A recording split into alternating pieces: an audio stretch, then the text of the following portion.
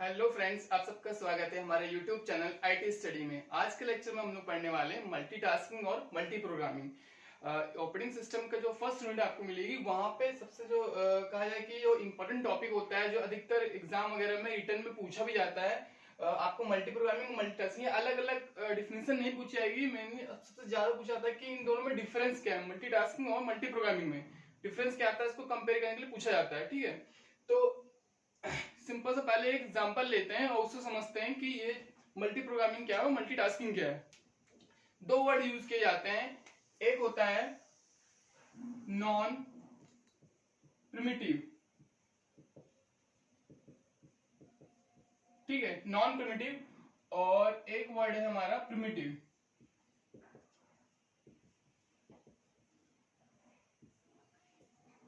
ठीक है, दो वर्ड यूज किए जा रहे हैं, नॉन प्रिमिटिव और प्रिमिटिव। अब समझते हैं एग्जांपल से कि ये नॉन प्रिमिटिव क्या है और प्रिमिटिव क्या है। ठीक है, मान लीजिए एक क्लास में 5 बच्चे बैठे हुए हैं। ठीक है, ये क्लास है और इस क्लास में 5 स्टूडेंट हैं और हर एक स्टूडेंट को हमने 10-10 क्वेश्चन दे रखे हैं कि आप इसको सॉल्व करिए। ठीक, तो हम सबने सॉल्व कर लिया है और अब उसको हम चेक करने जा रहे हैं। तो हम क्या कर रहे हैं कि चेक करने जब जा रहे हैं तो हम अगर नॉन प्रिमिटिव की बात करें, ठीक है, सबसे पहले नॉन प्रिमिटिव अगर देखते हैं कि हम नॉन प्रिमिटिव प्रोसेस के थ्रू अगर उस स्टूडेंट के पास जा रहे हैं तो क्या होगा।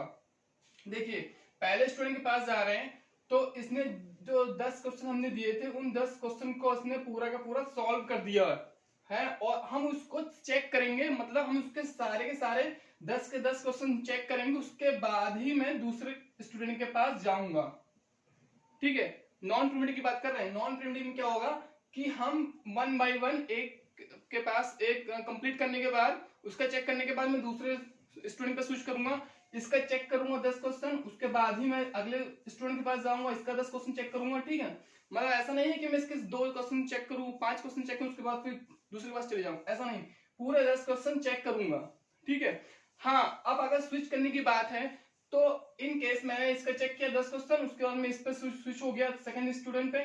इन केस कि इसने बीच में मैंने इसके 5 क्वेश्चन चेक कर लिए और इसने बीच में कहा कि भाई मुझे मेरी कॉल आ गई या मुझे वॉशरूम वगैरह जाना है, ये मतलब बाहर जा रहा है। ठीक है, तो उस कंडीशन पे मैं यहां से स्विच कर जाऊंगा अगले वाले स्टूडेंट पे।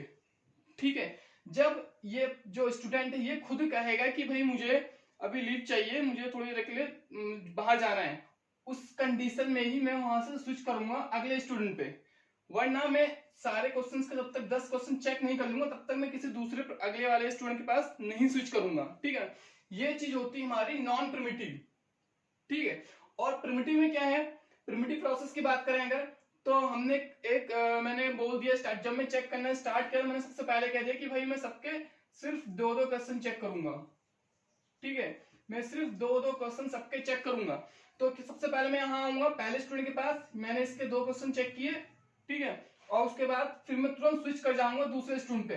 दूसरे स्टूडेंट का मैंने 2 क्वेश्चन चेक किया, उसके बाद फिर मैं तीसरे स्टूडेंट पे स्विच करूंगा, इसके भी 2 क्वेश्चन चेक करूंगा, फिर ऐसे 4th वाले पे और फिर 5th वाले पे। इसका कंप्लीट होने के बाद फिर से मैं वापस इसके पास आऊंगा, फिर यहाँ से फिर इसका पहले 2 क्वेश्चन हो गए, फिर तीसरा और चौथा वाला क्वेश्चन चेक करूंगा, फिर यहाँ से यहाँ इसका तीसरा चौथा। तो क्या है, मतलब कि मैंने बता दिया कि मैं सिर्फ 2-2 क्वेश्चन ही चेक करूंगा। ठीक है, और मैं स्विच कर जाऊंगा। तो ये चीज होती है प्रिमिटिव।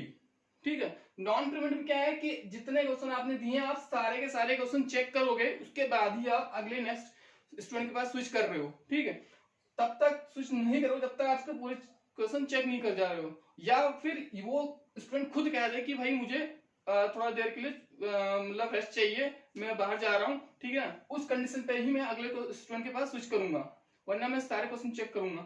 तो सेम चीज यहाँ पर मल्टी प्रोग्रामिंग और मल्टीटास्किंग में है। ठीक है, मल्टी प्रोग्रामिंग क्या होता है, हमारा नॉन प्रिमिटिव होता है, नॉन प्रिमिटिव। ठीक है ना, मल्टी प्रोग्रामिंग जो है नॉन प्रिमिटिव है। कहने का मतलब ये ऑपरेटिंग सिस्टम में अगर बात करें कि यहाँ पर क्या होगा कि हमारा जो प्रोसेस है, ये जो स्टूडेंट है इसको हम लोग मान ले रहे हैं ये प्रोसेस P1 है, ये P2 है, ये P3 है, ये P4 है, ये P5 है, और जो ये हमने बनाया है क्लास, ये मान लीजिए रैम है आपकी। ठीक है ना, तो हमने क्या किया, कुछ प्रोसेस उठाए, ठीक है ना, कुछ जॉब्स उठाई और वो रैम में डाल दी गई। ठीक है ना, कुछ काम उठाया और रैम में डाल दिया। तो ये प्रोसेस है और हमने उन प्रोसेस को रैम में डाल दिया, ये रैम है हमारी, ठीक।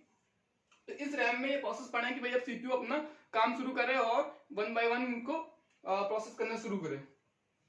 अगर मल्टी प्रोग्रामिंग की बात करें, वो क्या है, नॉन प्रिमिटिव। तो सबसे पहले क्या है, हमारा प्रोसेस जो P1 है, सीपीयू हमारे इस प्रोसेस P1 को मिला, ठीक है। तो ये जब तक इस टास्क को कंप्लीट नहीं कर लेगा, P1 वाले टास्क को, ठीक है ना, जब तक ये पूरी तरह से एग्जीक्यूट नहीं हो जाएगा P1, तब तक वो दूसरे प्रोसेस P2 पर स्विच नहीं करेगा सीपीयू हमारा, ठीक है। मतलब क्योंकि नॉन प्रिमिटिव है, नॉन प्रिमिटिव क्या है कि हमारा जो P1 है, जब तक ये P1 टास्क पूरे तरीके से एग्जीक्यूट नहीं कर जाएगा, कंप्लीट टास्क नहीं परफॉर्म हो जाएगा, पूरी तरीके से एग्जीक्यूट नहीं हो, तब तक हम P2 पे हमारा सीपीयू नहीं जाएगा, P2 को सीपीयू नहीं मिलेगा। उसके बाद जब P1 कंप्लीट हो जाएगा तो हमारा सीपीयू हम P2 को दे देंगे, फिर P2 जब तक ये कंप्लीट नहीं होगा तब तक वो P3 को सीपीयू नहीं मिलेगा, ठीक है। तो ये प्रोसेस होता है। और क्या कहा हमने, एक चीज और भी बताई कि अगर मान लीजिए P1 में एग्जीक्यूट हो रहा है, ठीक है ना, प्रोसेस चल रही है, और कोई आईओ फंक्शन परफॉर्म करना है, आईओ मतलब कि कोई इनपुट आउटपुट लेना है, ठीक है ना, कोई ऐसा प्रोसेस चल रहा है, P1 हमारा एग्जीक्यूट कर रहा है और कोई इनपुट आउटपुट कुछ प्रोसेस लेना है बीच में, ठीक है। तो वहां पर क्या है, ये खुद कहेगा कि भाई मुझे वहां पे इनपुट आउटपुट प्रोसेस के लिए जाना है, ठीक है ना, मुझे काम नहीं है।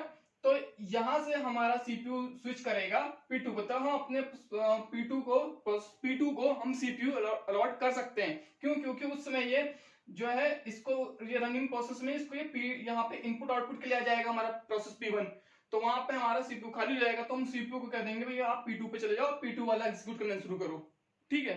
सिर्फ इसी कंडीशन पर ही हमारा सीपीयू जो है स्विच करेगा, वरना जब तक हमारा प्रोसेस P1 कंप्लीट नहीं हो जाएगा तब तक उस सीपीयू को हम लोग रिलीज करके दूसरे प्रोसेस को नहीं अलॉट कर पाएंगे, ठीक है ना। मतलब P2 को फिर नहीं मिलेगा, फिर P2 कंप्लीट होगा उसके बाद ही देन P3 के पास जाएगा, फिर P3 कंप्लीट होगा, फिर P4 पे ऐसे करके। तो ये चीज होती है हमारी मल्टी प्रोग्रामिंग, ठीक है ना।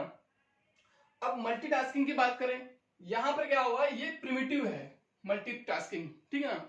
इसमें क्या हो रहा है कि इसमें चलता है आपका, इसको हम लोग एक दूसरा नाम से बोलते हैं टाइम शेयरिंग ऑपरेटिंग सिस्टम,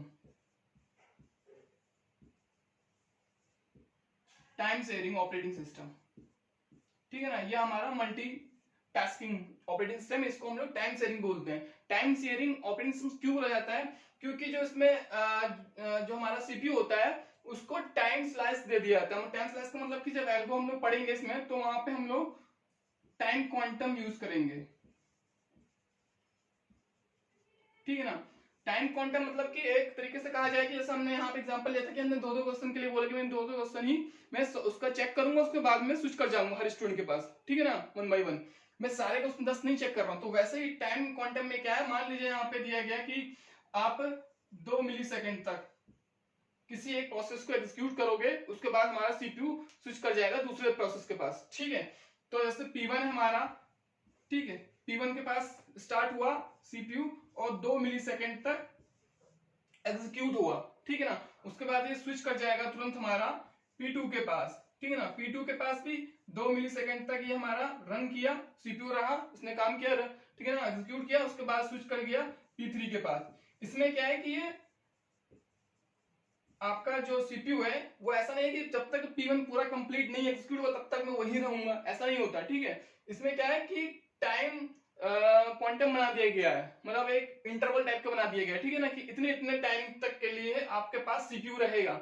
यहाँ कोई प्रॉपर्टी नहीं दी गई है, यहाँ पे इसको चाहे जितना टाइम लगे, जितना भी इसका टाइम पीरियड हो एग्जीक्यूट होने में टोटल, तो मान लीजिए इसके पास टोटल टाइम लग रहा हो 10 मिलीसेकंड का, ठीक है ना, जो टोटल इसकी टाइमिंग एग्जीक्यूट करने की वो 10 मिलीसेकंड की हो, बट सीपीयू क्या रहेगा, इसके पास सिर्फ 2 सेकंड रहेगा, बाकी के 8 सेकंड इसके मिलीसेकंड इसके रिमाइंडर रह जाएंगे। वो जब कंप्लीट करके आएगा प्रोसेस को पूरा, ठीक है ना, वो सारे प्रोसेस के पास होकर वापस जब सर्किल कंप्लीट होगी, ठीक है ना, उसके बाद जब इसके बाद फिर सीपीयू मिलेगा, तब इसका बाकी का 2 और फिर माइनस होगा, तो अगले उसमें फिर 6 मिलीसेकंड बचेंगे, ऐसे करके कंप्लीट होगा, ठीक है।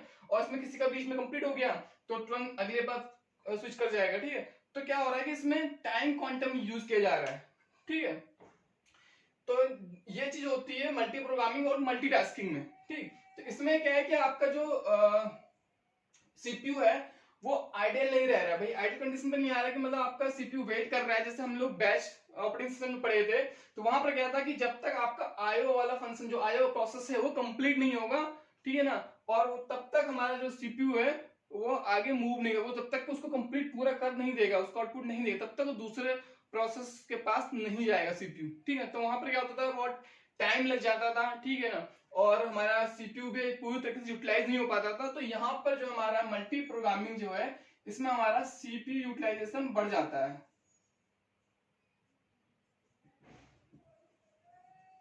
ठीक है ना। सीपीयू यूटिलाइजेशन तो बढ़ रहा है यहाँ पे, ठीक है ना, लेकिन यहाँ पर क्या मल्टीटास्किंग में क्या है, यहाँ पे हमारा सीपीयू यूटिलाइजेशन भी बढ़ रहा है, ठीक है, और साथ में क्या हो रहा है कि जो इसका रिस्पॉन्सिवनेस है, ठीक है, रिस्पॉन्सिवनेस, ठीक, ये भी इसका इंक्रीज कर रहा है, ठीक है। मल्टी प्रोग्रामिंग में क्या है कि इसका जो यूटिलाइजेशन और सीपीयू भाई यूटिलाइज हो रहा है, जैसे यहाँ पे सीपीयू मिला और वो सारे क्वेश्चन इसने सॉल्व किए, मतलब सारा पूरा प्रोसेस उसने एग्जीक्यूट किया। इनकेस अगर वो प्रोसेस में कोई आईओ फंक्शन परफॉर्म करना है, ठीक, तो उतनी देर जैसे ही वो सीपीयू हमारा आईओ के लिए जाएगा, तो हमारा प्रोसेस हमारा आईओ के लिए जाएगा, तो हमारा सीपीयू स्विच कर जाएगा दूसरे फंक्शन पे, दूसरे प्रोसेस पे, और वो दूसरा प्रोसेस एग्जीक्यूट करना शुरू करेगा। तो हम लोग अपने सीपीयू को आइडियल स्टेज पे नहीं भेज रहे हैं कि वो अपना रेस्ट कर रहा है, उसके बाद जो आएगा उसकी वजह से बैच में हो रहा था, ठीक है ना। तो यहाँ पे हम लोग सीपीयू को पूरी तरह से यूटिलाइज कर रहे हैं, ठीक है। तो यहाँ यूटिलाइजेशन तो हो रहा है मल्टी प्रोग्रामिंग में, बट मल्टीटास्किंग में क्या है, यहाँ पे सीपीयू का यूटिलाइजेशन तो कंटिन्यू बना हुआ है, 2 सेकंड पे वो स्विच कर रहा है और हर प्रोसेस को एग्जीक्यूट कर रहा है। उसके साथ साथ क्या हो रहा है कि यहाँ रिस्पॉन्सिवनेस उसकी इंक्रीज कर रहा है, उसका रिस्पॉन्स जो है वो बढ़ रहा है। रिस्पॉन्स भाई इसलिए बढ़ रहा है क्योंकि हर 2 सेकंड पे आउटपुट दे रहा है, 2 सेकंड पे वो कंप्लीट हो रहा है, अगले पे स्विच कर रहा है, ठीक है। तो यहाँ पे जो इसका रिस्पॉन्स टाइम है वो इंक्रीज कर रहा है, ठीक है। तो ये चीज होती है आपकी मल्टी प्रोग्रामिंग और मल्टीटास्किंग। आज जो हम लोग जैसे लैपटॉप वगैरह यूज करते हैं, ठीक है, तो वहां पर क्या हो रहा है कि वो मल्टीटास्किंग होते हैं हमारे। मल्टीटास्किंग कहने का मतलब है कि भाई आप क्या कर रहे हो कि आपके जैसे आपका मोबाइल है या आपका लैपटॉप है, वहां पे आप जैसे मान लीजिए ब्राउजर यूज कर रहे हैं, ठीक है, और आपने कोई वीडियो चला रखी है वीएलसी पे, वो भी चला रहे हैं, कोई मेल खोल रखा है आपने, ठीक है ना, मेल भी चल रहा है, ठीक, और मान लिया आपने कोई वर्ड फाइल ओपन कर रखी है, उस पर भी वर्क कर रहे हैं। तो क्या हो रहा है कि सारे काम, सारे प्रोसेस एग्जीक्यूट कर रहे हैं, ठीक है, सारे प्रोसेस एग्जीक्यूट कर रहे हैं, बट उनमें क्या टाइम स्लॉट लगा हुआ है, टाइम क्वांटम लगा हुआ है, वो वन बाय वन सबको हर टाइम पीरियड के पास एग्जीक्यूट कर रहा है, उसके बाद वो सब पे वर्क कर रहा है, ठीक है। होता क्या है कि हमें ऐसा लगता है कि मल्टीटास्किंग मतलब कि भाई सारे बहुत सारे टास्क एक साथ एग्जीक्यूट किए जा रहे हैं, बट ऐसा होता नहीं। सीपीयू क्या कर रहा है भाई, आपके पास सीपीयू एक है, वो क्या कर रहा है, उसके पास टाइम क्वांटम है, उस टाइम क्वांटम के अकॉर्डिंग वो मूव कर रहा है वन बाय वन हर एक प्रोसेस के पास, ठीक है ना, और वो इतने तेजी से मूव करता है, उसमें इतनी स्पीड है, कहा जाए कि इतनी स्पीड से मूव कर रहा है वो कि हमें पता नहीं चलता कि भाई वो अलग अलग एग्जीक्यूट कर रहे हैं, एक साथ एग्जीक्यूट नहीं कर रहे हैं, एक साथ नहीं करता है, वन बाय वन, क्योंकि भाई सबको टाइम स्लॉट मिला है, तो हर प्रोसेस टाइम स्लॉट के अकॉर्डिंग उतना एग्जीक्यूट कर रहा है, ठीक है। इसलिए हमें लगता है कि भाई वो बहुत सारे जो जितने भी प्रोसेस हैं वो सब एक साथ एक ही उस पर एग्जीक्यूट कर रहे हैं, बट ऐसा होता नहीं है, वो one by one he execute करते हैं, ठीक है ना। तो इनकी स्पीड बहुत ज्यादा होती है, इसलिए हम लोग जैसे मोबाइल वगैरह पे या फिर लैपटॉप वगैरह में हम लोग ये एक साथ बहुत सारे एप्लीकेशन को, कहा जाए कि बहुत सारे प्रोसेस को रन करवा सकते हैं, एप्लीकेशन को यूज कर सकते हैं। मल्टी प्रोग्रामिंग में क्या था कि इसमें इसके मुकाबले में थोड़ा सा स्पीड कम रहती थी, ठीक है, क्योंकि इसमें भाई जब तक कंप्लीट हो तब तक दूसरा एग्जीक्यूट हम दूसरा एप्लीकेशन को नहीं यूज कर पाएंगे, स्लो चलेगा, ठीक है ना, क्योंकि जब तक आपका एक प्रोसेस कंप्लीट नहीं होगा तब तक हम दूसरे को ओपन नहीं कर पाएंगे, ठीक है। तो ये चीज थी मल्टी प्रोग्रामिंग, और ऐसा है हमारा प्रिमिटिव ये मल्टीटास्किंग। तो नॉन प्रिमिटिव और प्रिमिटिव, ठीक है ना, इस वर्ड को याद रखिएगा कि मल्टी प्रोग्रामिंग जो है हमारा नॉन प्रिमिटिव होता है और मल्टीटास्किंग हमारा प्रिमिटिव होता है। वीडियो पसंद आई हो तो लाइक जरूर कीजिएगा, और आगे हम लोग इसके बाद अपने जो ऑपरेटिंग सिस्टम के जो आगे के टाइप्स हैं उसको हम लोग देखेंगे। आज के लिए बस इतना ही।